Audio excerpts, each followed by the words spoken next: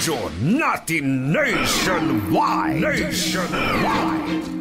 Samantala, dako naman tayo sa 105.3 Radyo natin Gimba. Distressed OFW na nasa Saudi Arabia nagpasaklolo na makaalis sa amo at nasa pangangalaga na ngayon ng kanyang agency. Nasa linya natin si Leia Valdez. Magandang umaga.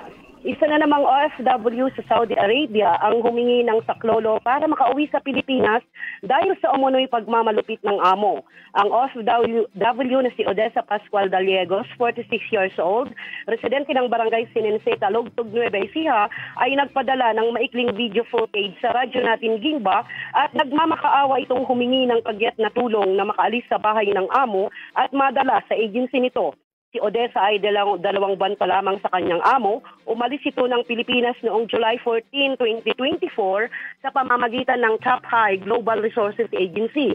Hindi umano maayos ang trato ng kanyang amo na si Ashba Saleh Ibrahim Al-Shawi na nasa Buraida, Eastern Province ng KSA. Idinadaing ni Odessa ang sobrang pagod sa pagtatrabaho at gutom at nararanasan araw-araw at delayed na pagbibigay ng sahod sa kanya.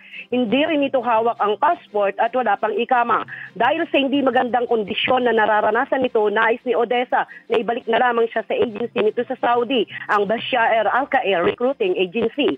Sa kasalukuyan, si Odessa ay wala na sa kamay ng kanyang malupit na amo at sa kasalukuyan ay dinala ito sa kanyang ahensya. Inihiling na lang nito na mapabilis ang repatriation para makauwi ng Pilipinas at makapiling ang pamilya.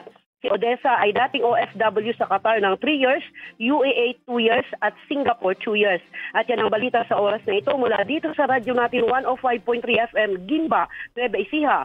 Ako po si Leia Valdez, nagbabalita para sa radyo natin nationwide. Maraming salamat, Leia.